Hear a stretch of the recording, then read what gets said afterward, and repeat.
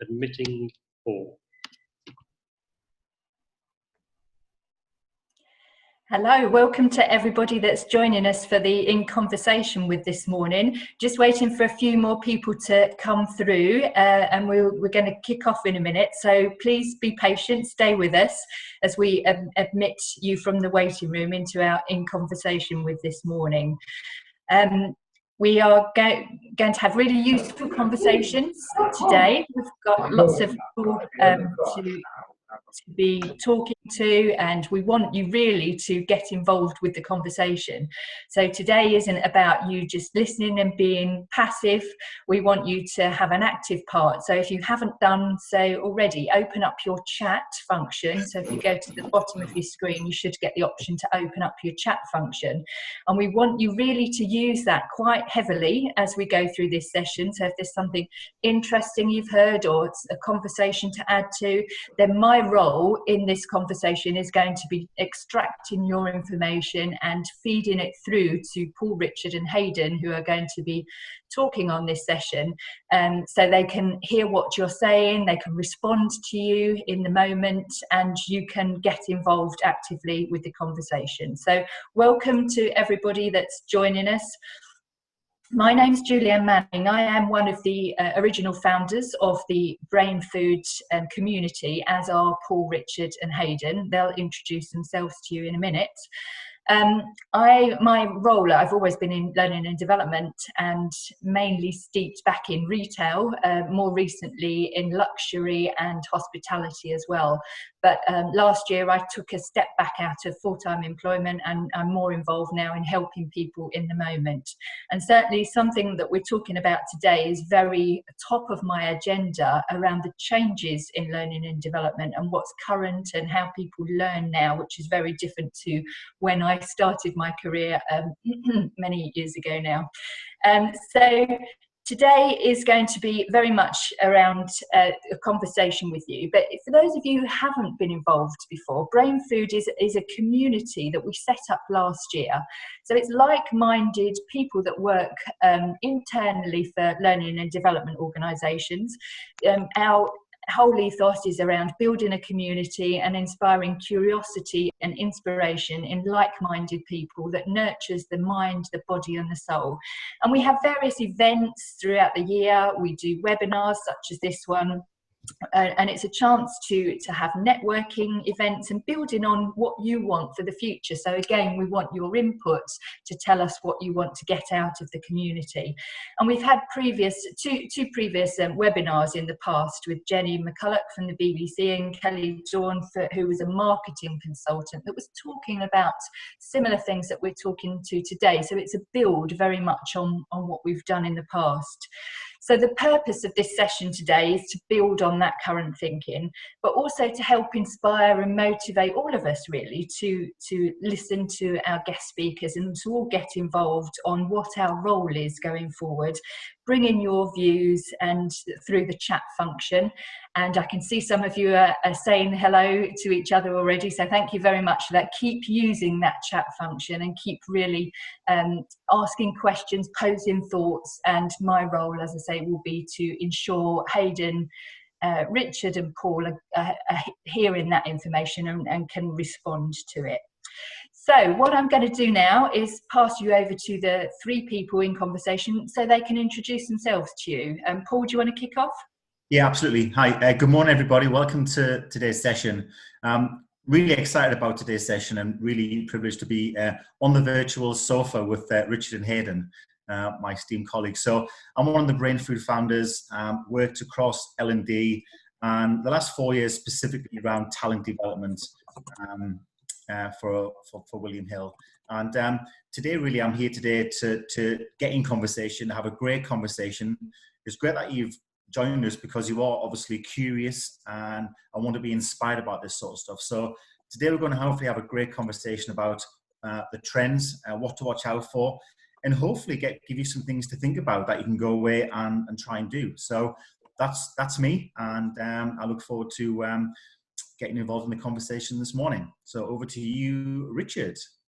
Thanks very much. Well, good morning and welcome everyone. It's great to be with you today, and greetings from lovely East London.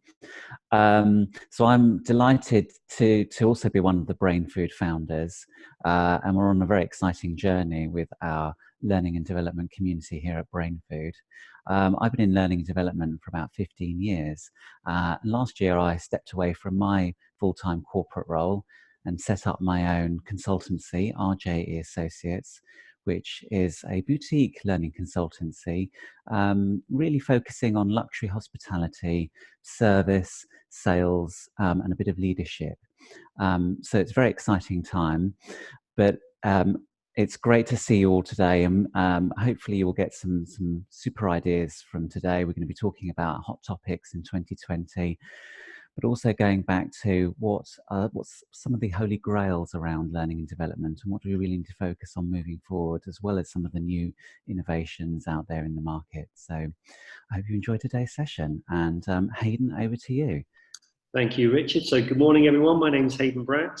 So again, just as Paul said, delighted to be on the virtual couch with these two guys. I'm really looking forward to some debate and discussion, and to throw some ideas around. So I lead an organisation called Mindset Leadership. My background, Richard's making me feel old now because I've been 20 plus years in L&D. So in various different guises, and the last 5 years being out in kind of consultant world, working with lots of different organisations, and working with lots of different learning teams. And my real passion is around leadership predominantly. That's kind of what I plough my trade in, but on a personal level around peak performance, habit formation, and how do we create learning cultures based on growth mindset is one of the things that I'm really passionate about, and looking forward to hopefully sharing some insight with you all today. So thank you all for coming on the call, and we're really excited to share some information with you. Lovely. Thank you very much, all of you, for those introductions. And as I said before, for those of you who've perhaps only just joined us, please get involved with your comments on the chat line, because on the chat screen, because we want to hear your views and to feed into those conversations and to help shape the conversation. So get involved, get active, and please be vocal with your thoughts and feelings as we go through. I'm going to kick off first of all, though, with a couple of slides to share with you to get the thought process going as to how to shape this conversation. So hopefully you can all see the PowerPoint screen that I'm going to share with you. You can see, first of all, that actually where we are in learning and development, this has never been a better time in spending for learning and development activities. But actually, what we are hearing as well is that there isn't that return that's the same correlation towards the spending that's happening. That actually is a big factor, because the more you spend, there should be a better return on it. But actually, that is the return is going down. And a lot of people are now starting to look at this and think, well, what can we do about it? Is it something deeper rooted in terms of cultures within organisations that mean learning does or doesn't work? And how is learning happening? And what does that look like? Because perhaps we're getting it wrong for today's modern workplace learner. So all of these has raised issues and concerns. If you think about this next slide, this really then shows the differences and tells us the story, because what we're doing is really thinking about the move from left to right in this slide.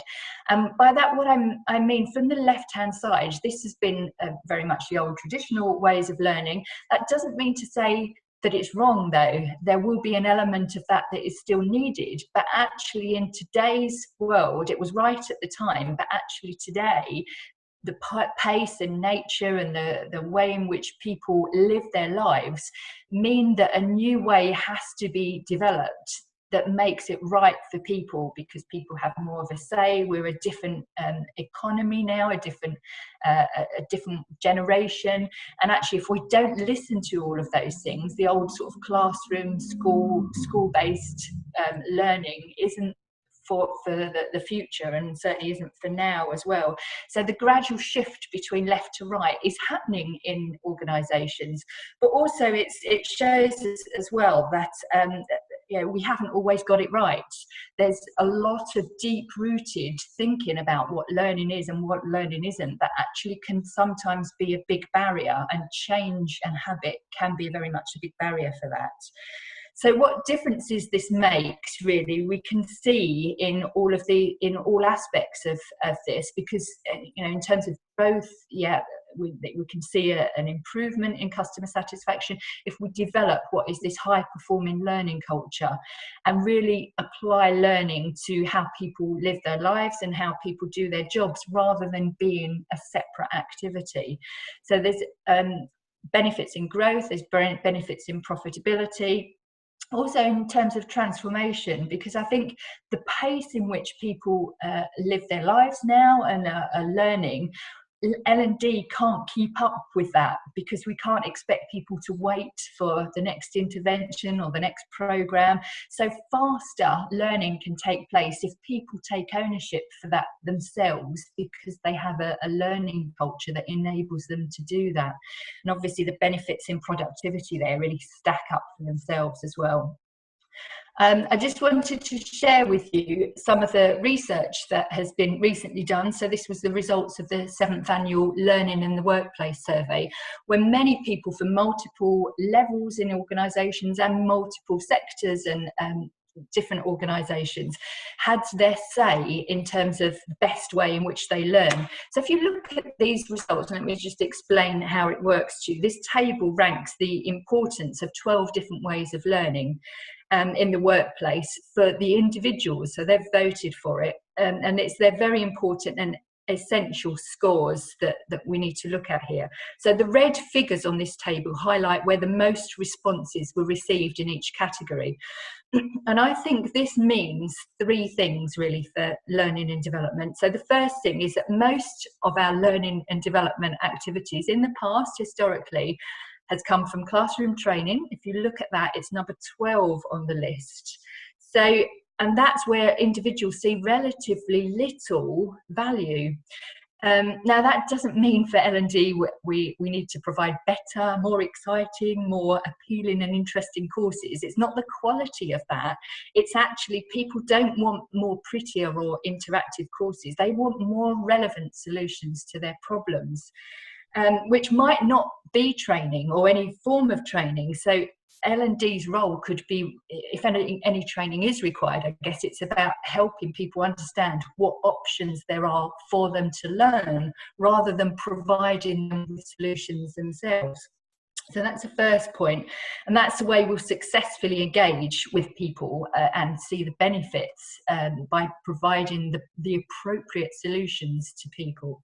So the second thing is that if you look at the top of the table, we've got daily work experiences, we've got knowledge sharing with the teams, and even sort of 6 on the list is manager feedback and guidance. So those top things is where people really value their learning. Where it's fundamental and continuously part of their daily work. What they do is not a separate training activity. They're learning through what they do. So the new role of L&D is going to become a more trusted advisor into the business and to support learning. But the new work means that it's not in the traditional formal ways. It's in a very much more dynamic way that suits the individual now. And the third point, just to mention on this, is that the most valued learning, if we look at points 3, 4 and 5 on the list, we've got web searches, professional networks, communities, web resources. So this really brings in short, visual, flexible and social ways in which people want to learn now. And the thing for me that shows here is that these are things that people self-manage. They're accessible and available to everybody. So L&D has a role in highlighting what these opportunities are and curating information for people to access this at a time that suits them, that's appropriate.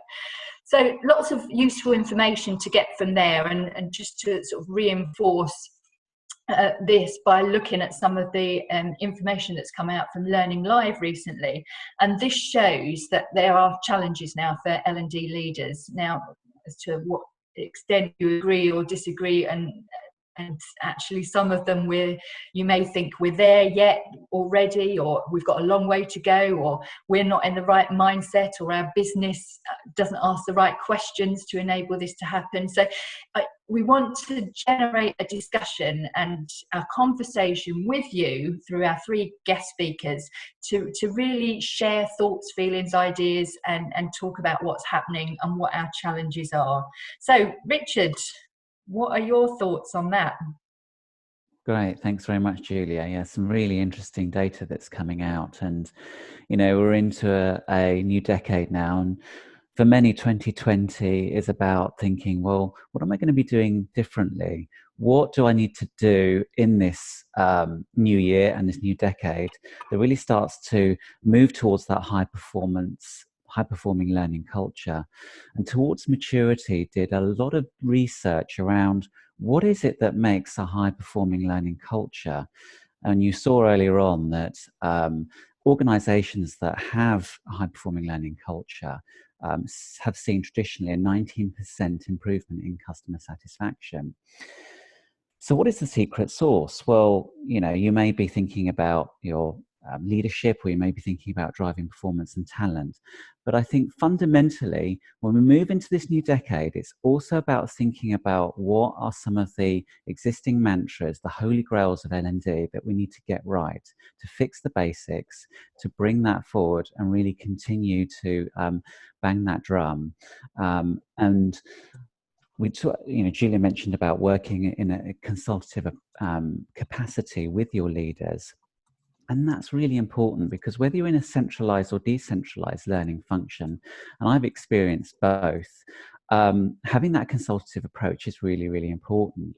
Because fundamentally, what we're seeing is learners moving more towards self-directed learning, self-led learning, which underpins that high-performing learning culture. We all know that investment in learning and development is continuing to increase year on year. But question yourselves, are you still doing what you've done in the past? Are you still focusing on classroom interventions? Are your stakeholders still coming to you with the solutions that they have determined in their mind, which is based on assumptions and based on opinion rather than being data-led? So it's really important that we think about, how do we number crunch the data? How do we analyze some of the metrics within our organizations to really guide us and find that northern star when we're making decisions around learning interventions and what that curriculum may look like? So we're going to be looking at this from multiple angles. But really, if our stakeholders are often coming to us to say, we want to increase, improvement in customer satisfaction, or we want to improve productivity, but also, how much are we investing in ourselves? Yeah, how much time are we actually dedicating to our own professional and personal development? So lots to think about, but at this point, I'm going to introduce our other panelists as well to bring in their opinions and their slant on this at the same time. So Haydn, over to you.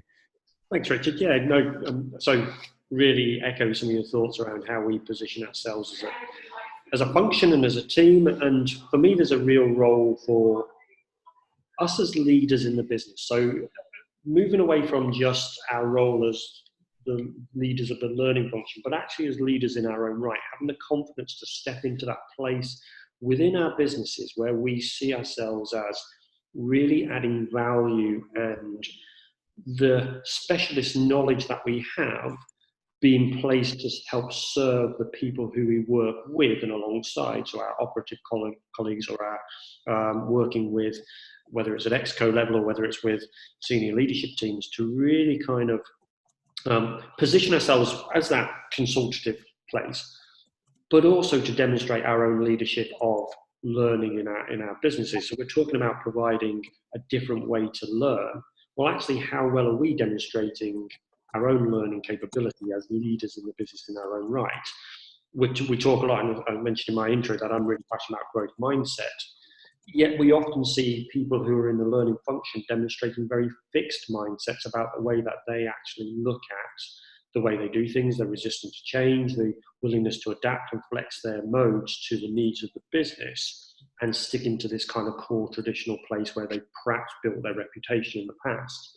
So for me, there's a real role for us as learning professionals and leaders to be at the forefront, to be a step ahead of the organisation in terms of our own ability to lead a learning culture through the way that we learn ourselves and we demonstrate and role model learning, as well as helping the organisation through the consultative side of things.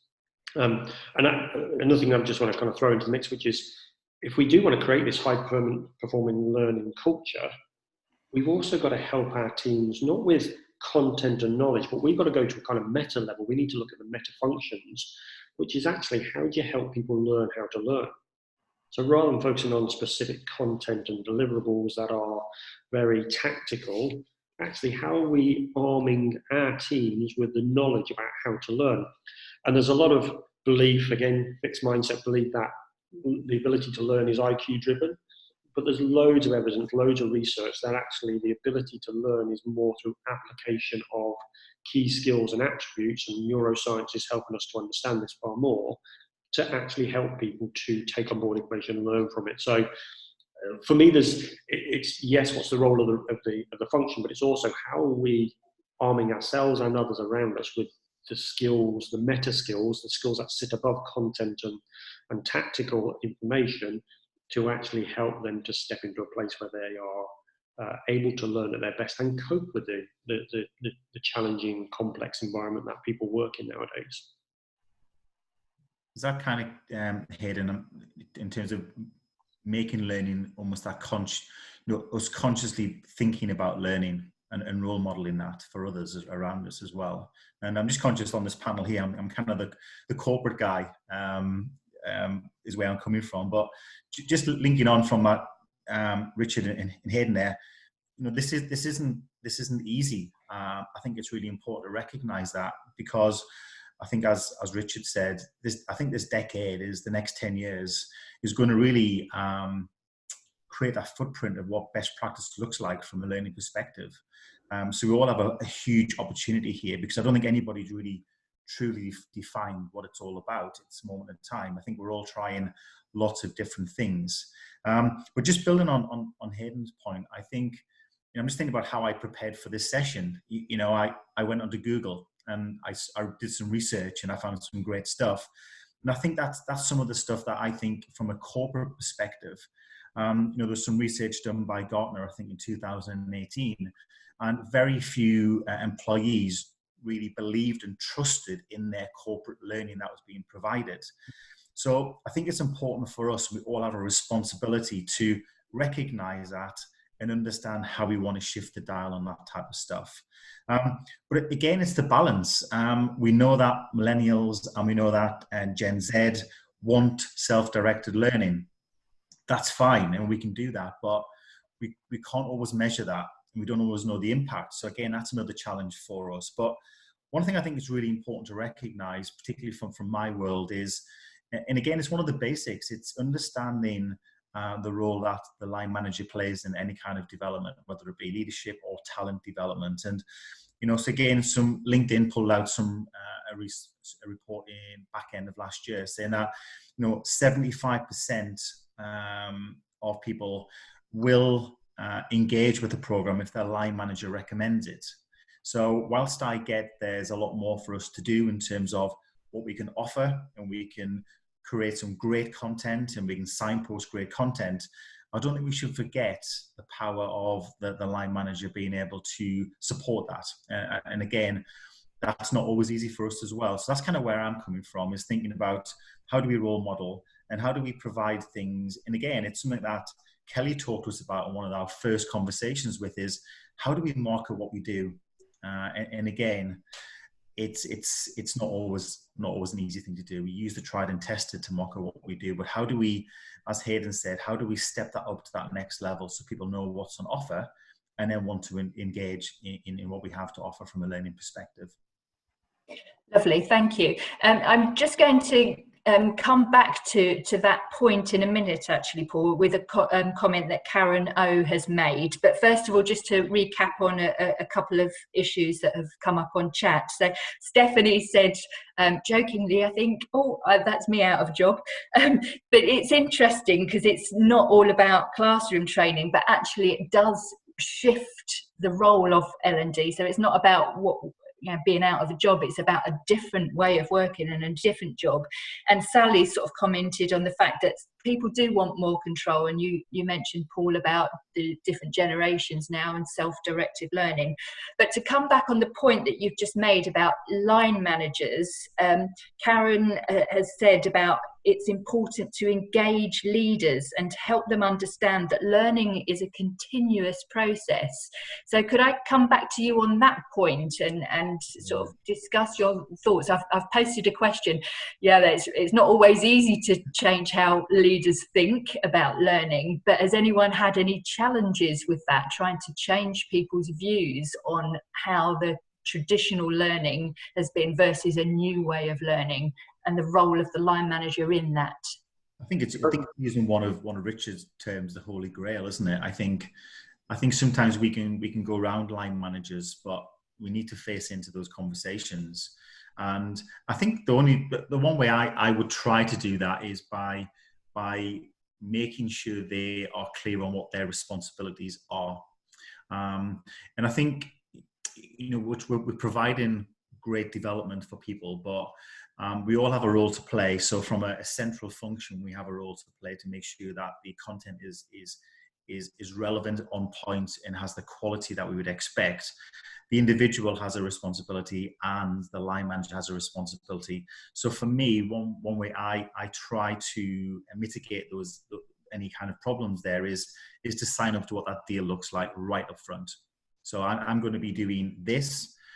We expect you as a learner to be doing this. And as a line manager, we expect you to be doing these. And a line manager's responsibility is to, having some great conversations, making sure that people know what great development looks like and what shifts we're looking to see. So it is about having those conversations. The challenge there is line managers potentially aren't always eager to have those conversations because they can be quite difficult. So there's a double-edged sword to that piece. But for me, it's about agreeing right up front. These are the commitments that we're all making. And if all of us fulfill those commitments, we should have some levels of success. Great, thanks, Paul. And over to you, Haydn, because Ross has commented on the fact that it's almost like there's too much content out there now. And Paul mentioned sort of you can Google things, but actually, how do you know that content is relevant? And he's specifically said, actually, a recommendation from line managers really helps with that. Someone who knows the job spec really well, understands the business strategy, and that can help the learners focus on the content that matters. And Juliet sort of added a bit more about that. It's not just the job spec, but thinking about the next job move as well. So line managers' role in career conversations and help shape content around that. There's a few sort of comments on there about how important the role of the line manager is in shaping that content. So what are your thoughts on that?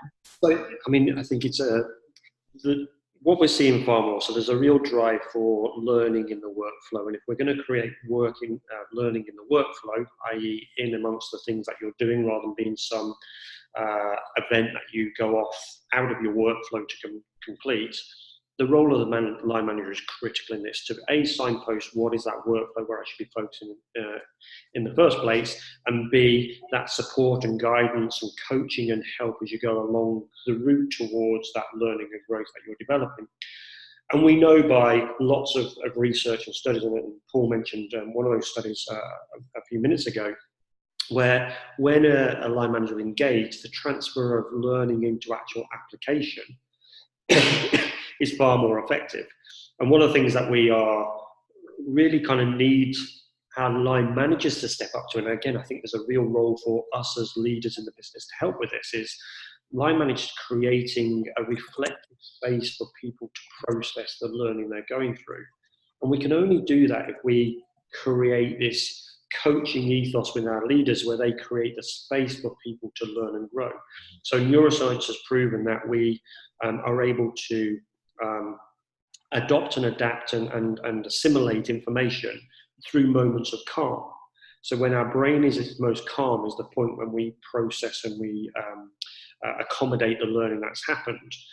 And when we have leaders who aren't creating that space because they are being directive or they are moving too much into the kind of direction guidance side, we're not creating that space for assimilation to take place. So I think leaders have got a real role signposting, supporting their learners along the path towards that mastery of the product or the craft or the service or whatever it is that they're looking to improve, but also creating the space and time for that reflection so they can to assimilate the information. And that was just a very quick story before I kind of pass over to Richard, get his views, because I know he's passionate about this too. So this week I was in a client working with them, and we sat in front of several senior leaders in this business, quite a high-performing business. And when we asked the question around development, not a single one of them claimed that their organisation had provided any formal development to help them get where they've got. Yet they were all high-performing leaders in their own right. So there's this paradox between people performing really well in their roles and being exceptional, and yet seeing formal development has not been provided. And when we dug into it and asked them a few more questions about, well, how did you kind of become as good as you are in your roles? Starting to see that actually, well, I just had a go at it. I know it kind of a sink or swim, or I threw myself in and I learned through iteration and growing. And people maybe not recognizing as much that those are learning interventions in their own right and actually valuing that. So they were quite critical of their businesses not providing enough development, yet all of them had scope to develop. And it's this paradox that exists between sometimes there is a need to re-educate our businesses that training doesn't take place in the classroom. That's so true. Yeah, it's so true. So over to Richard on that point here, because Sally's mentioning on chat that we need to change our internal mindset so it does go much wider, because if people aren't recognizing it as learning, then that isn't necessarily helping engagement. So what are your views, Richard? Yeah, I think the golden rule for me and for a lot of us for 2020, and some of the mistakes I've made in the past with leaders and senior stakeholders, is that I've gone along with their ideas rather than viewing my role as actually re-educating them or really examining what some of the issues are that underlie, some of the decision making that they're coming up with. And it could be that actually a stakeholder is fixated on an idea. They've even named the training course and they've got this whole vision in their mind as to what it looks like. And as Jenny McCulloch, said on our last in conversation, sometimes we need to lose a battle to win the war. And I loved that. That really resonated with me, because you've got to get along with your clients or your stakeholders. So it's a partnership, and it's a consultative approach.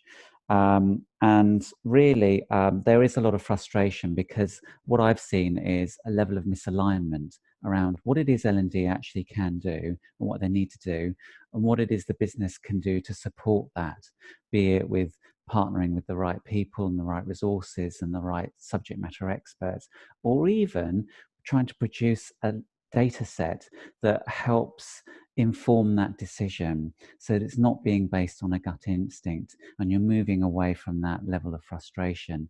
To Haydn's point, when we're in a calm state of mind, and we've got some facts and figures in front of us, we're more likely and more intuitive to make the right decisions. So that consultative approach is so important. But one of the clients I worked with recently, and I was really astounded by this, actually turned around to me and said, what is L&D? And that was quite an eye-opener, because it really struck me then that first and foremost, our role is around educating what learning and development can do. If we have any hope in 2020 to move towards a high-performing learning culture within your organizations, it's around educating those leaders on what high-performing learning culture looks like, moving away from some of those traditional approaches. So that's the real opportunity, and that's the real opportunity of engaging those line managers and senior stakeholders or clients around, moving away from some of those fixated ideas, and that danger around the stakeholder arriving and solutioning the situation and concluding before you've actually delved in and really got underneath the skin of it. I've just got to build on that, Richard. I think the consultative piece is really important. It takes time. It helps you to build that relationship. And one thing I've tried to do, and successfully sometimes and other times not, but is asking the question, what would happen if we didn't do anything? And I think it goes to that point where stakeholders may have a view, and I was laughed there when they said that they may have a view even what to call the program or the course. That happens to me a lot. But the question, what would happen, what would be the result if we did nothing? And again, it's a really good question that can almost get the stakeholder just to take a step back and think clearly about this. Because sometimes actually doing nothing is better than doing something. But again, something I've used before and I found quite helpful, and it's enabled me to navigate stakeholders in a certain way. Yeah. Great. Thanks for that, Paul. Sorry, go on. Thanks for that, Paul. And just coming back to the chat again, Stephanie's been talking about the importance of the line managers to coach and support their teams, but Karen's talked a little bit about line managers are being under so much pressure really to deliver results, which makes them quite time poor and really sort of confused around what learning looks like. And she's specifically commented that the fact that it's so important to understand that sharing knowledge between peers doesn't need to take time away from the workplace. It can be done while it's there. So it's important to re-educate line managers on what that looks like and what the benefits are. I don't know if anyone's had any experience of that, because I've certainly worked for companies before that was very much control and command, people learn in this way and that's the only way that things need to be done. But sometimes it's about I don't know what your thoughts are. If I come to you, Haydn, around sort of perhaps having focus groups or trial teams to get things going and actually to then get others to do the marketing for them. Yeah, no, absolutely, and it is a challenge.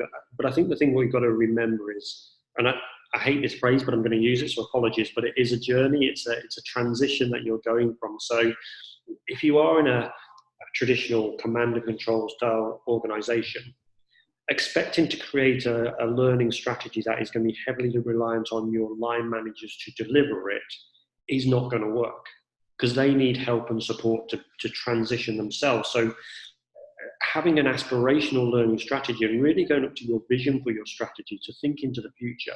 And this is one of the things that I think really helps with some of the stuff that both Paul and Richard have been talking about, this consultative style approach is, when we understand what the organisation is trying to achieve at a vision level of where they're actually going, we can start to think about actually, what does that mean from a people strategy perspective together? And this is a lot of work that we do with our clients is, we get brought in for a specific need, but actually often the need is different to what the real need is or the real cause is. And part of our skill is to unpick that. So one of the things that we'd encourage our internal friends on the call here to look at is, how do you dig into those needs and how do you look at it from a long-term perspective and vision and look at what the transition you need to make? How do we then create a strategy that enables, if we are going to be moving to a more line manager-led learning strategy, how do we create a plan to enable those people to gather the skills, to alleviate some of their own challenges? Because if you've got leaders who are driven and tasked by KPIs and demands from an operational perspective, and they see the numbers within their business being more important than people within their business, you will never get line managers stepping into the place of being the coach leader that needs to drive this. Because they are always going to answer first the thing they get asked most about from their own line manager and their own kind of metrics, and that's going to drive their attention. We know that's what happens. So we can have this nice idea of what they should be doing, but if the reality is it's not built in, and a lot of the work that we would do is, you've got to create this from the top. It's got to be a real intention that's set from senior leadership that falls through the leadership ranks to create a real desire to help and support their people, and for that to be put front and center. So one of the things I always share in every leadership program I do is, no matter what it says in your job description, your number one priority is to help your team be brilliant.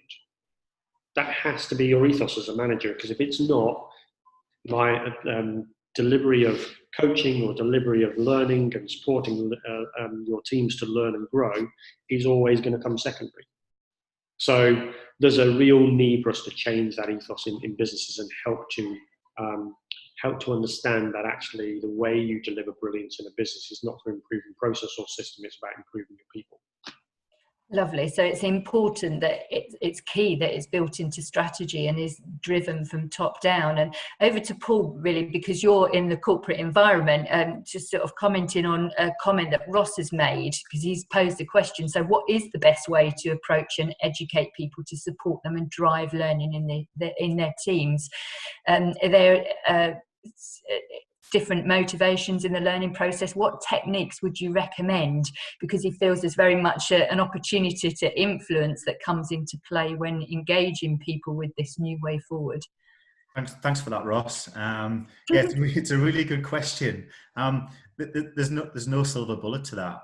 I think there's so many different variables there, from culture, organizational culture, role models around you.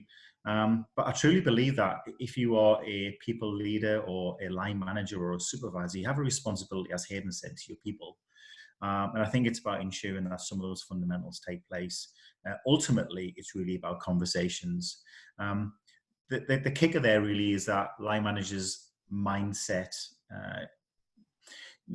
People can become successful at being specialists in their function or that area, and not specialists in leading others. So I think for me, that's where the challenge is.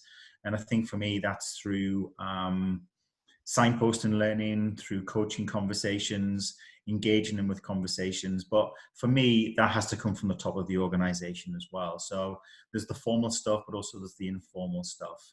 But for me, it's generating some great habits. And one of the habits I encourage people to do, and this is a sporting analogy, is around corner flag conversations. Now, we talked there about one of the most important things around learning is about sharing experience. And corner flag conversations are things that people do in academies around the UK, where we've all been in sessions and meetings, and then we say, right, we'll sit down next Tuesday and we'll have a debrief. So we all wait till next Tuesday, we get to the meeting and we've forgotten about what really happened. So the corner flag conversation is in the moment. It's a 4-minute conversation or a 5-minute conversation around the desk, in an area, around the coffee machine, and we just have a quick debrief of what's happened, what do we notice, what can we learn, what can we do differently, and we move on. So generating those types of habits in the organization to help people to consciously think about what they can learn and do better. So I don't know whether I've answered the question there.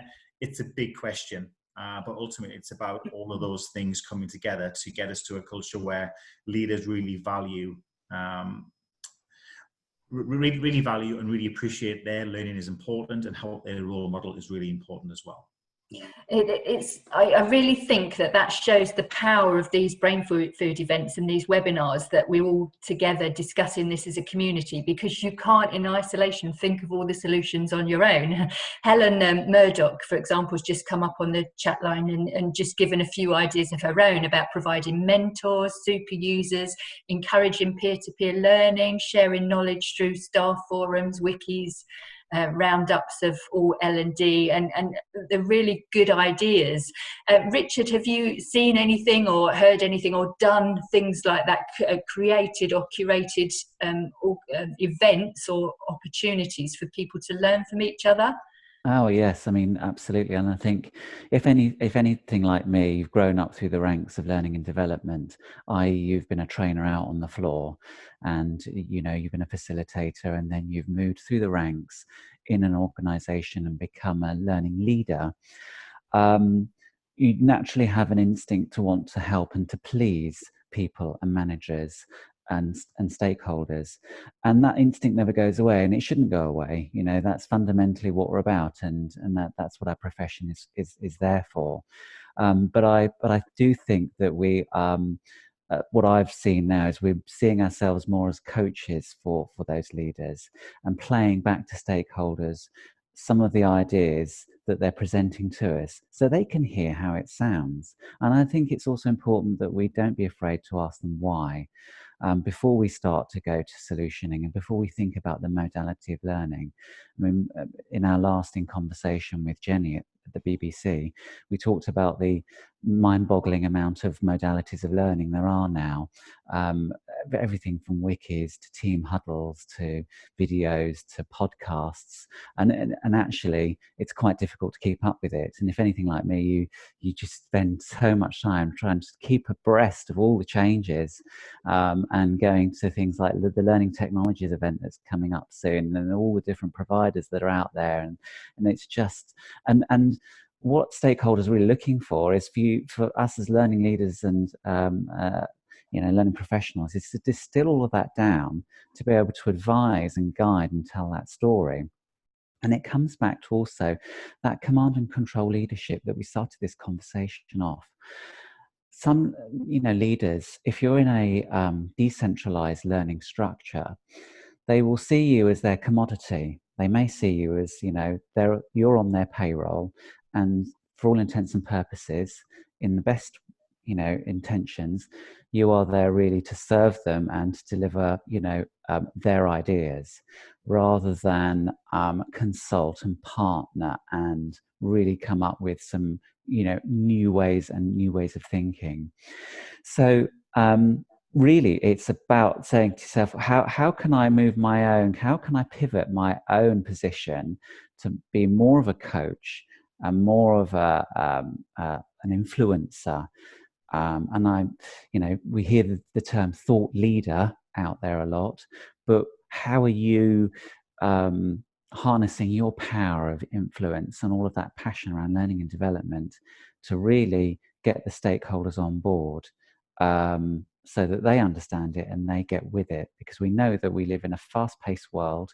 We're all running at a mile a minute, and our stakeholders and our learners are becoming less and less patient because they're investing more and more money into it, and they want to see faster and quicker returns.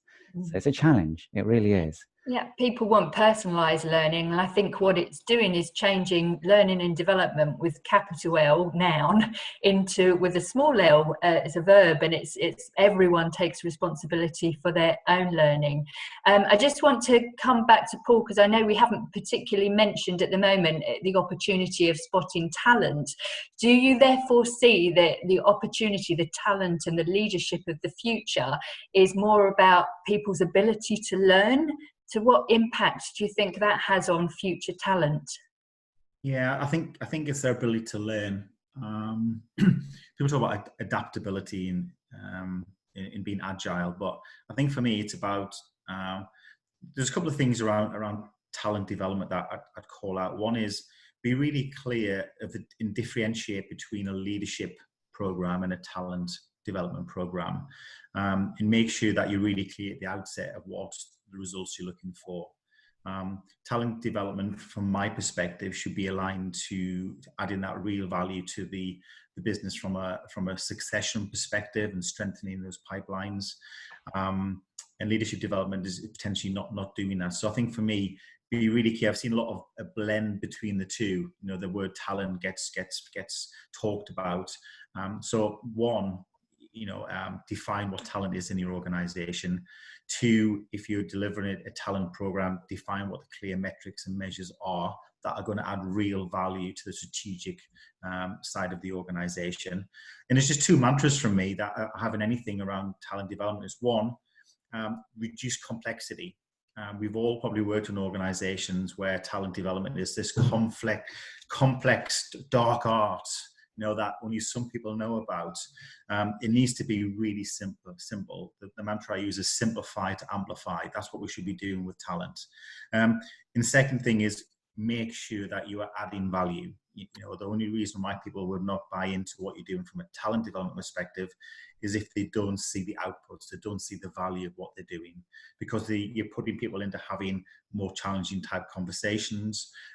So that's it from me. So I think define what talent is, be really clear what the outputs are, reduce any kind of complexity. We all know if something's complicated, we get asked to sign up for something. If it's more than 3 clicks, we just don't bother. Yeah, and it's no different in the organization. So make sure it's a really simple, frictionless process. And thirdly, make sure that you are adding value and you're calling that out to the stakeholders and the executive team of the organisation. Great, thanks. Yeah. Thanks, Paul. And just a call out to everybody, we're into our last 10 minutes of the webinar, so make sure you, if you want anything responded to or answered, or you've got any thoughts and comments, please use the chat line just to give your final thoughts and comments. Haydn, the last message that came through from Kath was to say that she's finding that the leaders she works with have realised the benefits recently of good coaching and mentoring for themselves, and what they're doing is passing the benefits of that onto their teams. That is really helping, in her opinion, to build that learning culture. So ensuring that senior people leaders in businesses have access to coaching and mentoring is really key. Have you seen that too? Yeah, absolutely. So, great comments by Kath, and really lovely to see that that's happening in your organisation, because in my experience, if you get senior people who get it, if they understand it, they've had the benefits of, and they've been working with a good coach themselves, they are always more ready to facilitate that learning through their own team and their own structures. And again, just a very quick story. I was doing a program about 18 months ago with a business, and it was a kind of senior management group who were in there. It wasn't the board, but it was kind of heads of the departments. And first workshop, we had a guy who came in. His name was Tom, and he sat down in his chair and literally had his arms folded with the kind of approach was, okay, external boy, come and teach me something, and make me learn something. And he really had that kind of resistance. I've been put on this program, I'm probably not going to be there. And of course, the style of the program, the development that we did with them wasn't around just talking out, but we really coached, facilitated, drew out, had discussions, and they really started to form this learning set together.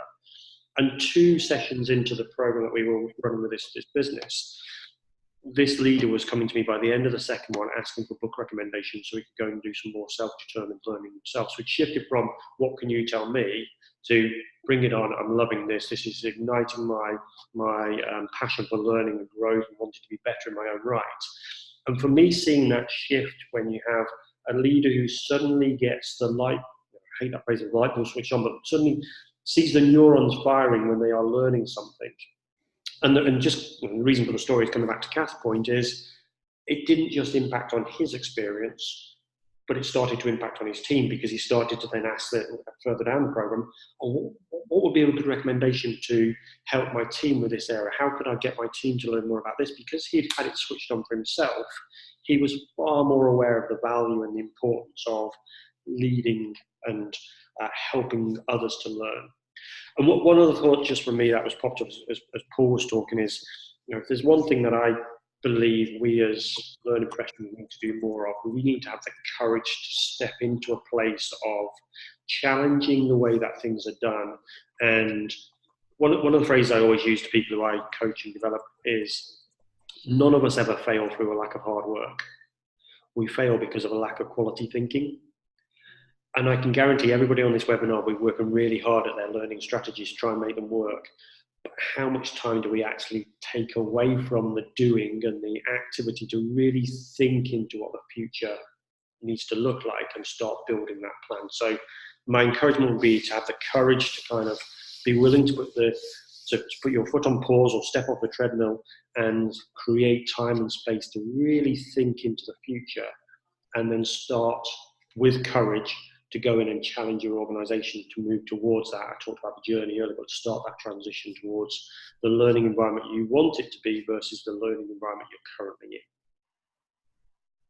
Great, thank you. And just to let everyone know, last 5 minutes, I'm going to just be talking at the end about the next couple of Brainfood events, so stay on to listen to those. But I just want to go back to all 3 of you for just a quick 30-second last-minute thoughts. So, Richard, what are your summaries on the conversation today? Well, if there's any call to action from this, it's really about, as Haydn just said, starting with yourself. Because if you're always doing what you've always done, you always get what you've always got. That mantra. What can you do to change things and do things differently? And having that space to think about that is absolutely critical. So even if it means just taking yourself off, or taking your team off for an away day, and just getting it all out there and mapping it all out, that will really help you in the next 12 months and beyond, understand what that strategy looks like. So give yourself permission to do that, because it starts with it starts with me, and that call to action only can come from yourself, to be able to say, right, okay, I'm going to take my learning function, or I'm going to take my L&D team in a new direction, and it's going to be a journey. It's going to be difficult. It's going to, involve all of the bumps in the road that I know traditionally are there, but I'm going to have the confidence to be able to do it. And secondly, my lasting thought is identify who out there in the organisation are your champions, who are going to be your supporters, who's going to wave your flag. It's really important to have those ambassadors out there, because they can really start to leave a lasting footprint. You're only one person. You've only got, so many hours in the day and one pair of hands. So find those ambassadors and find those L&D champions that can really help you, because for all in the world, those leaders might be great operational leaders, really good thinkers, but they're just not L&D people. And you need to tap into those people that get it and are your L&D champions. So good luck. Thanks, Richard. Paul? I think for me, continue what you're doing.